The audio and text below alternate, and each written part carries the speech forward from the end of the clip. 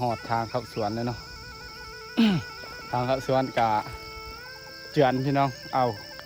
รถเข่าบ่ได้เนาะอีหยังฮัลโหลจึงเลยจ้ะ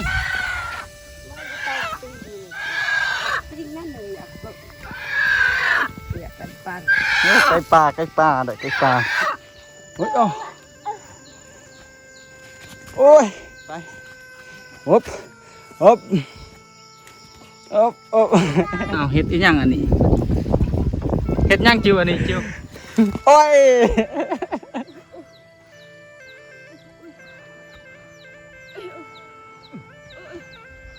ว้าวน้ำใหญ่เว้ยเดี๋ยวดัก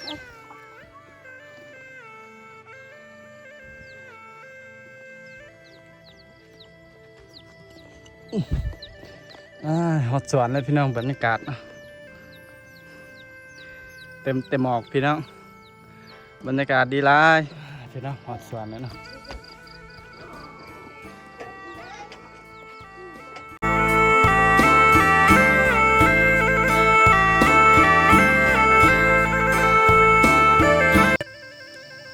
กราบทักทายสบายดีพ่อแม่พี่น้อง FC เบิร์ดสู่คนเนาะ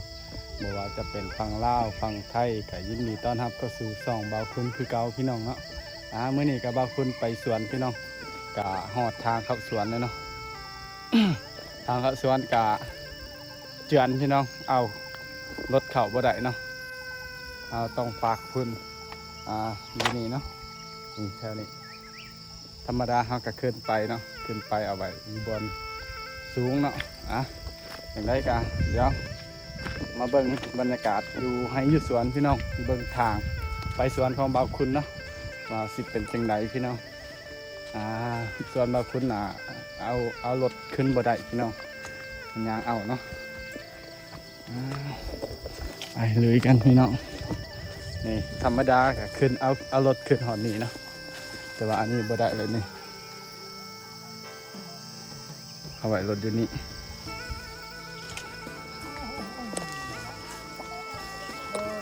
นี่ปกติก็เอาไว้รถบนนี้พี่น้องโอ้ยทางบอกเลยเด็กหน่อยไปบ่ได้ดอกเด็กหน่อยอันนี้ยำฝนโอ้นำไหลเลยเนาะโย่ดังบอกว่าดอยอ่ะใส่สิเบาะได้นี่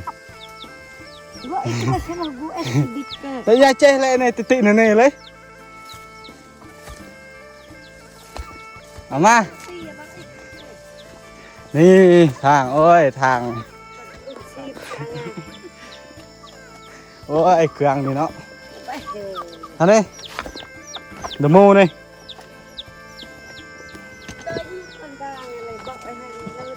ไป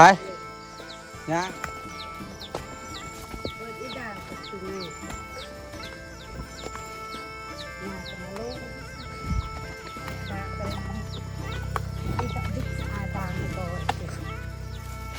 ปีสุดท้าย ปีสุดท้าย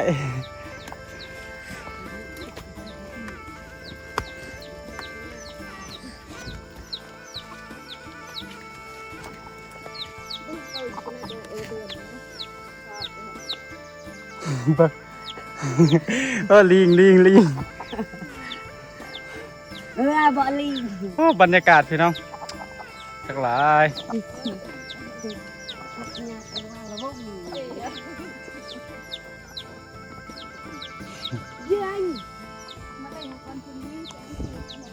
นี่ทางขึ้นสวนพี่น้องโอ้ยลำบากเกินลำพูดนี้ลำบาก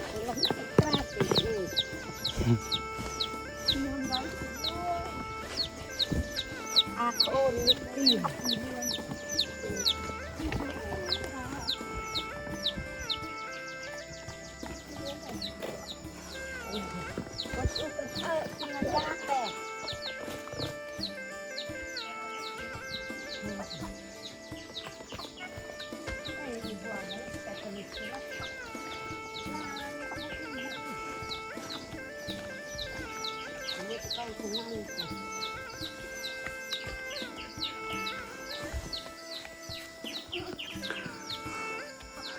โอ้ยโอ้ยโอ้ยโอ้ยโอ้ยขึ้นขึ้นไปไปไป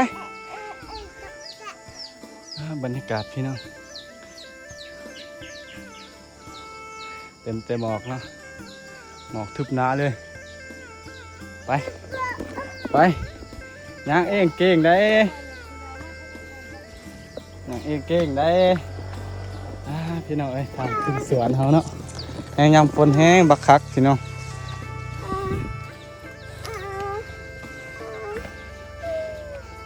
ไปย่าง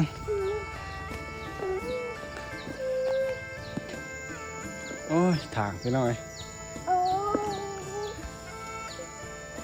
ขึ้นขึ้นขึ้นไปไปไปไปงาไปเอ้ยอ๋อเฮ้ยอ๋อโอ้ย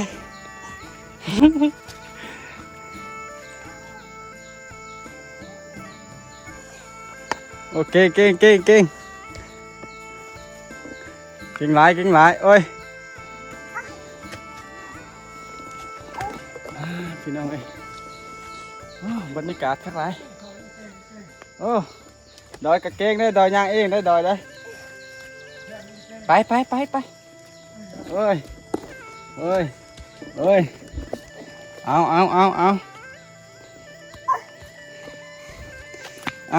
โอ้ย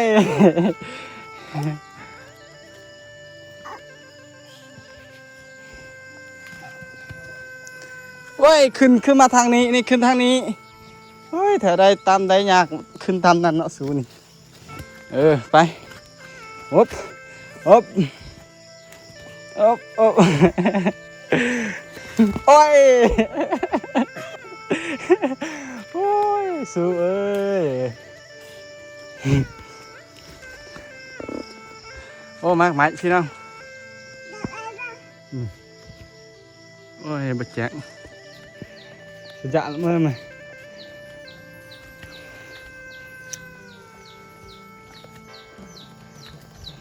โอ้บรรยากาศพี่น้องขึ้นหอดสวนเดี๋ยวมาเบิ่งบรรยากาศสวยซ่าว้าวน้ำใหญ่เว้ย สวยเดี๋ยวดักเลยเห็นเลยดูหนาก็ดูหนาฮะหนา ธรรมศาสตร์เลยออกจากไทยนี่โอ้อาอยู่นี่ก็ได้แหละอยู่นี่น้ำแห้งๆไป ไม่ได้แล้วยัง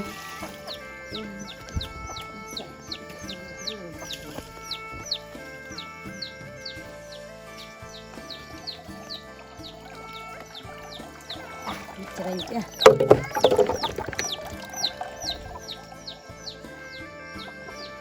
วู้ยวิวดีหลายคักหลายคักหลาย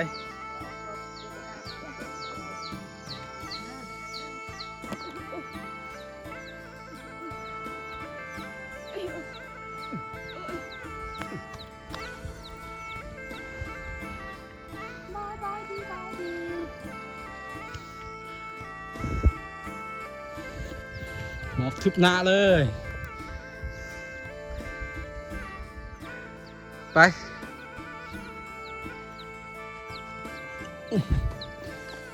ฮอดสวนเลยพี่น้องบรรยากาศเต็มหมอกพี่น้องบรรยากาศดีหลาย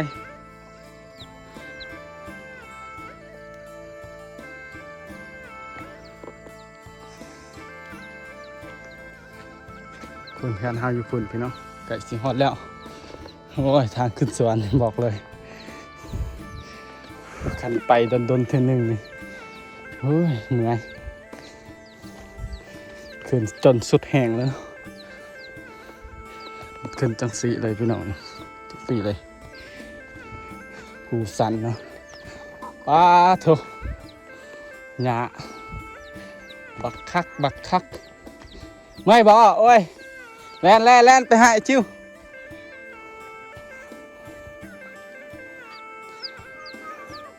มันจะงามหรือบ่จิ้ว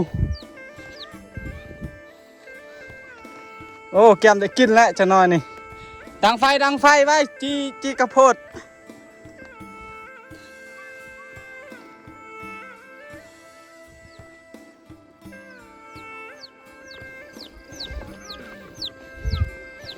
ได้แน่ฮอนบุกอีบุกอีกตึ้งขึ้นเกินตาถึงขโมย จักมือแล้ว นี่มามืออีกค่ะ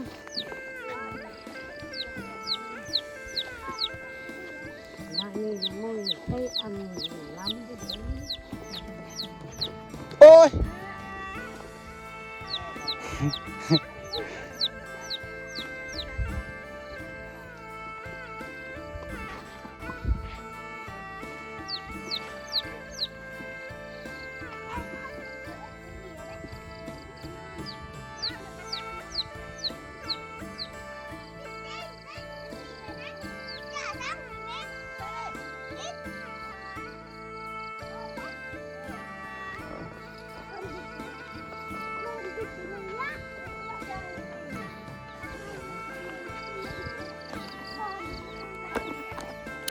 เดี๋ยวนะหอดสวนแล้วนะ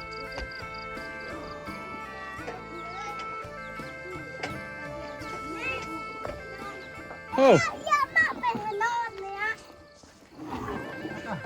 เห็ดปวกดำเด้แม่นี่ลิเห็ดปวกดำนี่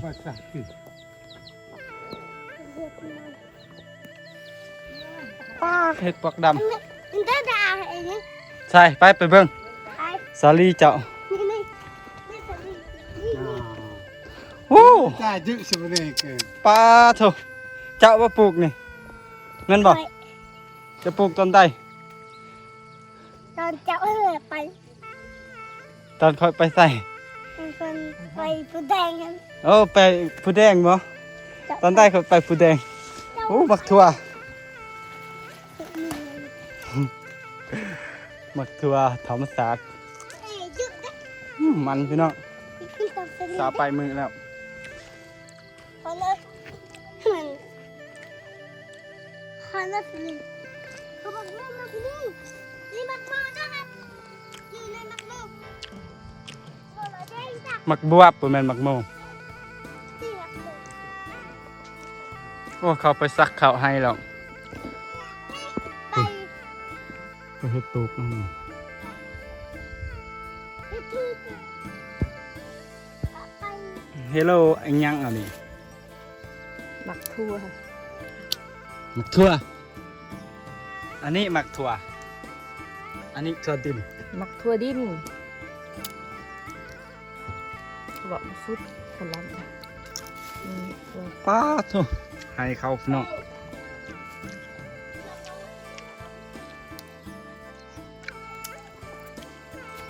กำลังขุดบ่นี่โอ้แม่นอีหลีสดๆเลยเนาะเนาะสิไปปลูกนะพอดี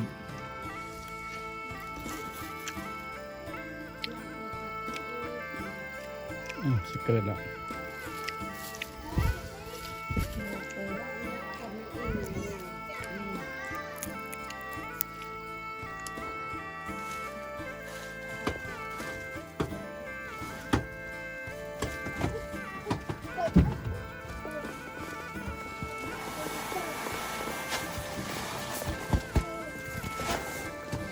เกี่ยมข้าวพี่น้องสิสับข้าวเนาะนี่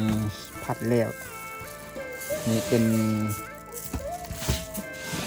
ข้าวเจ้านะนี่เจ้า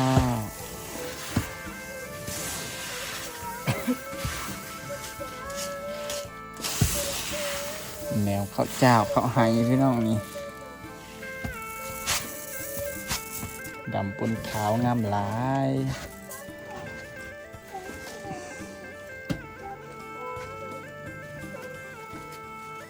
เชื่อ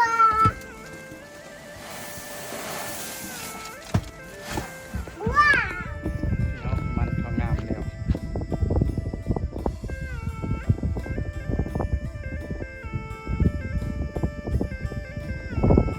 พี่น้องเอ้ยได้บ่หลายเนาะว่าประทานฮอดหยามมันพี่น้องได้หลายฟูงเอ้ย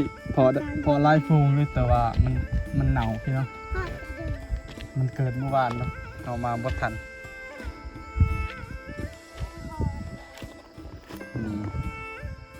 เวลาแกงน้ำแกงมันจะออกสีดำๆพี่น้อง จะออกสีดำๆเนาะ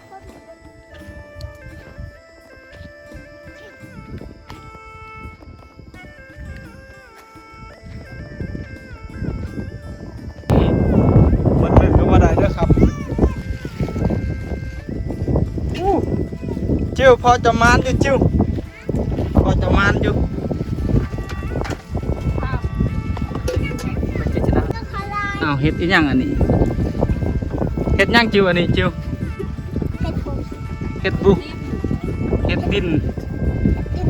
กินเป็นอยู่บ่เนาะ มาเป็นกระเด็ โอ้เป็นอยู่นี่มันมีแมงกินเด้มันมีแมงกิน มึงก็